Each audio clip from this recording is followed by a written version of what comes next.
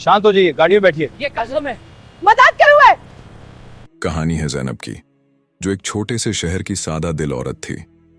उसकी आंखों में हमेशा उम्मीद की हल्की सी चमक रहती थी, जैसे हर सुबह उसके लिए कोई नई रहमत लेकर आती हो। वह अपने बूढ़े अब्बा और छोटी बहन रुखसार के साथ एक पुराने से मकान में रहती थी। घर की हालत बहुत अच्छी नहीं थी, लेकिन उनके दिलों में सब्र और शुक्र की दौलत भरी हुई थी। जैनब सिलाई का काम करती थी और अपने हुनर से मोहल्ले की औरतों के कपड़े बनाकर घर का खर्च चलाती थी। उसकी सादगी और हया पूरे इलाके में मशहूर थी, मगर जिंदगी हमेशा एक जैसी नहीं रहती। एक दिन मोहल्ले में अचानक हलचल मच गई। लोगों की फुसफुसाहटें तेज हो गईं और हर नजर में एक अजीब सा शक भर गया।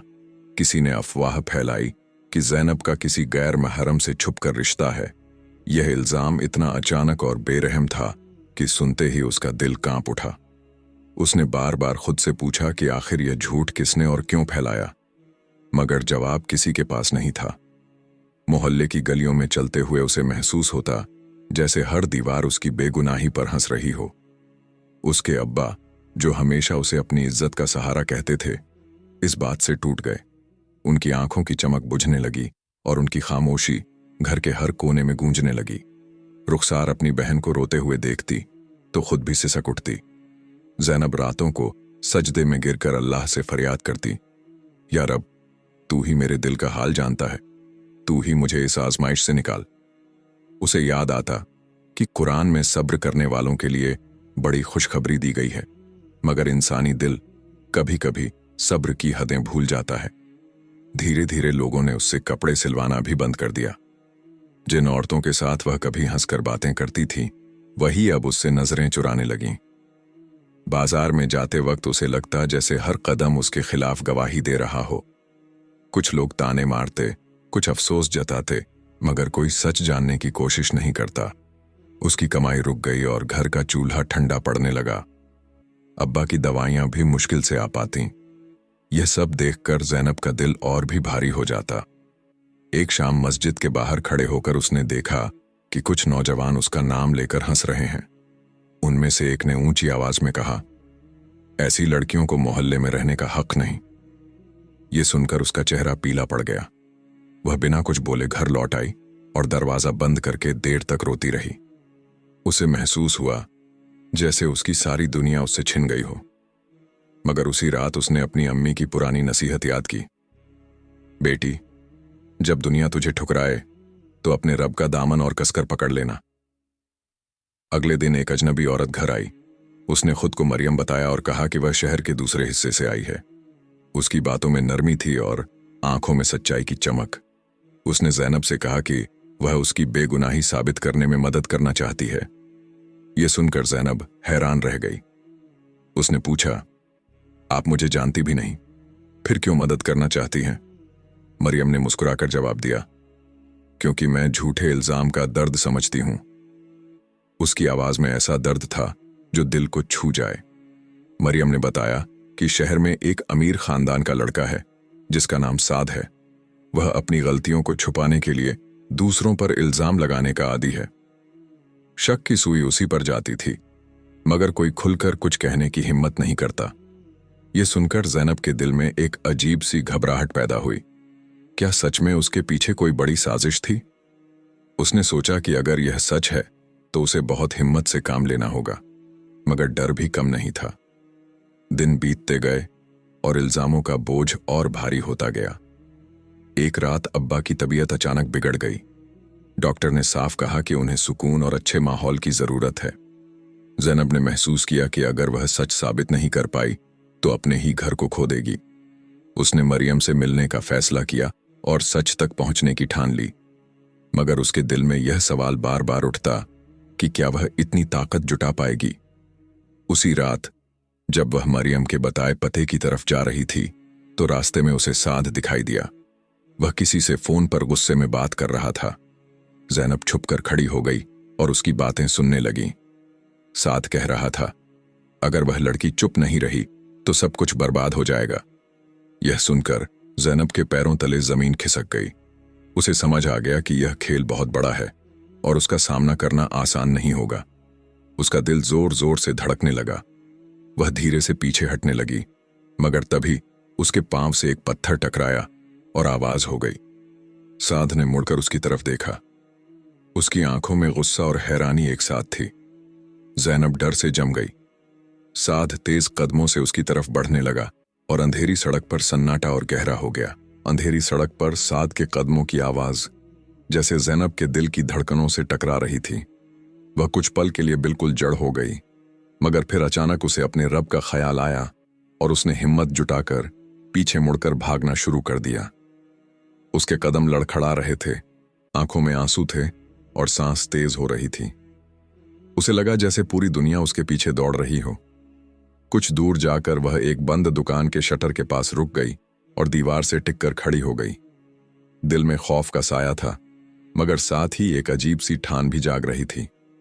घर लौटते वक्त उसका चेहरा पीला था और हाथ कांप रहे थे। रुखसार ने उसे देखते ही पूछा कि क्या हुआ, मगर जैनब ने सिर्फ इतना कहा कि वह थक गई है। उसने अपने कमरे का दरवाजा बंद किया और देर तक सोचती रही कि अब क्या करना चाहिए। अगर वह चुप रही तो यह झूठ हमेशा उसका पीछा करेगा, और अगर सच के पीछे गई तो शायद और मुसीबतें सामने आएंगी। उसी उलझन में उसकी आंख लग गई और वह एक बेचैन नींद में डूब गई। सुबह की अजान की आवाज ने उसे जगाया। उसने वुजू किया और नमाज में खड़ी हो गई। सजदे में गिरकर उसने रोते हुए दुआ मांगी, या अल्लाह तू ही मेरा गवाह है, अगर मैं बेगुनाह हूं तो मुझे रास्ता दिखा। नमाज के बाद उसके दिल में थोड़ी सी राहत आई, जैसे किसी ने उसके अंदर सब्र की एक नई रोशनी जला दी हो। उसने फैसला किया कि वह मरियम से फिर मिलेगी और सच्चाई तक पहुंचेगी, चाहे रास्ता कितना भी मुश्किल क्यों ना हो। दोपहर को मरियम उसके घर आई। उसकी आंखों में इस बार पहले से ज्यादा फिक्र थी। उसने बताया कि साद का खानदान बहुत ताकतवर है और उनके खिलाफ बोलना आसान नहीं, मगर उसने यह भी कहा कि हर झूठ का एक न एक दिन पर्दाफाश होता है। जैनब ने सारी बात बताई कि कैसे उसने साद को फोन पर धमकी देते सुना। मरियम कुछ देर तक खामोश रही, फिर बोली, हमें सबूत चाहिए, सिर्फ डर से काम नहीं चलेगा। यह सुनकर जैनब के दिल में डर और उम्मीद दोनों साथ साथ जागे। उसी शाम मोहल्ले में एक और अफवाह फैल गई। किसी ने कहा कि जैनब रात को चुपके से किसी से मिलने जाती है। लोग उसके घर के सामने खड़े होकर बातें करने लगे। अब्बा की हालत और खराब हो गई। उन्होंने गुस्से और दर्द में कहा, अगर यह सब सच है तो मुझे जीने का हक नहीं। यह सुनकर जैनब का दिल टूट गया। उसने उनके हाथ पकड़कर कहा, अब्बा, मैं कसम खाती हूं कि मैं बेगुनाह हूं। मगर उनके चेहरे पर भरोसे की जगह थकान और शर्मिंदगी साफ दिख रही थी। उस रात जैनब अकेले छत पर बैठी आसमान को देख रही थी। उसे लगा जैसे सितारे भी उसकी तकलीफ से वाकिफ हैं। उसने कुरान की वह आयत याद की जिसमें कहा गया है कि अल्लाह जालिमों की चालों को देखता है। यह ख्याल उसके दिल को थोड़ा मजबूत कर गया। उसने ठान लिया कि वह अब डर कर नहीं बैठेगी। मरियम के साथ मिलकर वह साद की सच्चाई सामने लाएगी। इसी बीच कहानी का एक नया मोड़ सामने आया। रुखसार ने चुपचाप जैनब को बताया कि उसने साद को कई बार उनके घर के पास मंडराते देखा है। उसने यह भी कहा कि एक दिन साद ने उसे पैसे देकर चुप रहने को कहा था। यह सुनते ही जैनब के पैरों तले जमीन खिसक गई। उसे समझ नहीं आ रहा था कि यह सब कितना गहरा जाल है। उसे पहली बार एहसास हुआ कि शायद यह सिर्फ बदनामी की बात नहीं, बल्कि एक बड़ी साजिश है। अगले दिन मरियम उसे शहर के एक पुराने दफ्तर में ले गई, जहां एक बुजुर्ग आदमी बैठा था। उसने खुद को हमजा कहा और बताया कि वह पहले साद के खानदान के लिए काम करता था। उसने कहा कि साद कई लड़कियों को बदनाम कर चुका है ताकि उसकी खुद की गलतियां छुपी रहें। यह सुनकर जैनब की आंखों में आंसू आ गए। उसे लगा जैसे उसकी बेइज्जती का बोझ अचानक और भारी हो गया हो, मगर साथ ही उसे यह भी लगा कि अब सच सामने आने का रास्ता खुल रहा है। कुछ देर बाद हमजा ने एक फाइल निकाली जिसमें कुछ कागज और तस्वीरें थीं। उसने कहा कि यह सबूत है, मगर इन्हें सामने लाने से पहले बहुत सोच समझकर कदम उठाना होगा। साद का खानदान पुलिस और नेताओं से जुड़ा हुआ है। अगर उन्होंने बदला लेने की ठानी तो किसी की भी जिंदगी बर्बाद हो सकती है। यह सुनकर मरियम भी कुछ पल के लिए घबरा गई, मगर जैनब ने पहली बार दृढ़ आवाज में कहा, अब मैं पीछे नहीं हटूंगी। यहीं पर कहानी थोड़ी देर के लिए ठहरती है। अगर आप चाहते हैं कि जैनब की यह जंग सच तक पहुंचे तो अभी इस वीडियो को लाइक करें, चैनल को सब्सक्राइब करें और कमेंट में लिखें कि आप किस शहर से देख रहे हैं और आपके यहां इस वक्त क्या समय हो रहा है। आपकी हिम्मत और दुआएं इस कहानी को आगे बढ़ाने में साथ देंगी। कहानी फिर आगे बढ़ती है। उसी रात हमजा ने उन्हें बताया कि साद अगले दिन शहर छोड़ने वाला है। अगर वे उसे रोक नहीं पाए तो सबूत बेकार हो जाएंगे। ज़ैनब का दिल तेजी से धड़कने लगा। उसने महसूस किया कि यह आखिरी मौका है। उसने अपने अब्बा की तरफ देखा जो बिस्तर पर खामोश लेटे थे। उनकी हालत देखकर उसकी आंखें भर आईं, मगर उसने अपने आंसू पोंछ लिए। अगली सुबह वह मरियम और हमजा के साथ बस अड्डे की तरफ निकली। रास्ते भर उसके दिल में दुआ और डर दोनों साथ थे। जैसे ही वे अड्डे के पास पहुंचे, उन्होंने देखा कि साद कुछ लोगों के साथ खड़ा है। उसके चेहरे पर वही घमंड भरी मुस्कान थी। ज़ैनब के कदम रुक गए, मगर फिर उसने हिम्मत करके आगे बढ़ना शुरू किया। तभी अचानक पुलिस की एक गाड़ी वहां आकर रुकी। साद ने चौंक कर इधर उधर देखा और उसकी नजर सीधे ज़ैनब पर पड़ी। अगले ही पल वह तेजी से उनकी तरफ बढ़ा, जैसे कुछ बड़ा होने वाला हो। आसपास का माहौल तनाव से भर गया और हर सांस जैसे अटक गई। ये कहानी आगे बढ़ती है उस पल से, जब बस अड्डे के पास पुलिस की गाड़ी रुकते ही साद की आंखों में घबराहट की झलक उभर आई थी। ज़ैनब के दिल की धड़कन इतनी तेज हो गई कि उसे लगा जैसे उसकी आवाज बाहर तक सुनाई दे रही है। मरियम और हमजा उसके साथ खड़े थे, मगर उस भीड़ भरे माहौल में वह खुद को बिल्कुल अकेला महसूस कर रही थी। उसे अपने अब्बा का कमजोर चेहरा याद आया और उसने मन ही मन दुआ की कि आज सच सामने आ जाए। साद गुस्से में उनके पास आया और धीमी आवाज में बोला, तुम लोग समझते क्या हो खुद को? मेरे खिलाफ खड़े होने की हिम्मत कैसे हुई? उसकी आवाज में धमकी थी, मगर ज़ैनब के चेहरे पर इस बार डर से ज्यादा दृढ़ता थी। उसने कांपती आवाज में कहा, मैं सिर्फ अपनी बेगुनाही साबित करना चाहती हूं। यह सुनकर साद कुछ पल के लिए चुप हो गया, जैसे उसे उम्मीद न थी कि यह लड़की इतनी हिम्मत दिखाएगी। हमजा ने पुलिस अफसर के पास जाकर फाइल सौंपी। उसमें वे तस्वीरें और कागज थे जो साद की साजिश का सबूत थे। पुलिस अफसर ने ध्यान से सब देखा और साद से कुछ सवाल पूछे। साद ने पहले तो हंसकर बात टालने की कोशिश की, मगर जब अफसर ने सख्त लहजे में जवाब मांगा तो उसका चेहरा उतर गया। भीड़ में खड़े लोग फुसफुसाने लगे।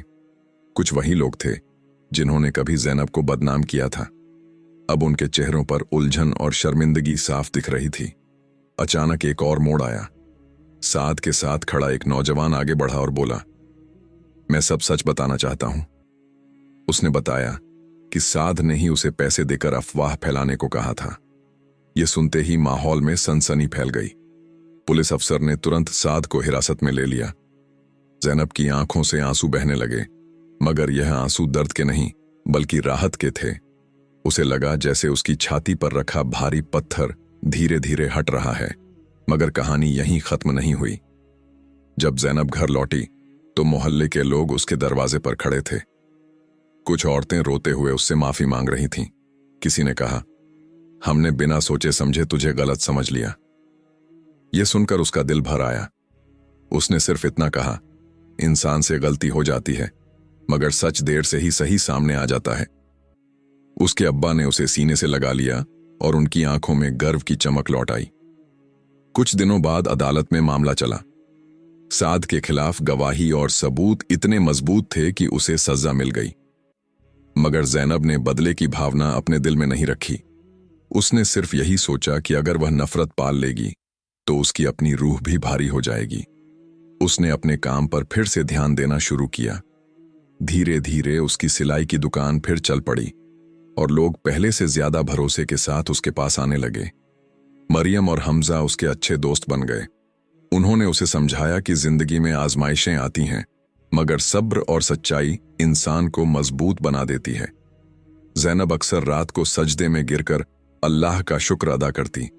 उसे याद आता कि कुरान में कहा गया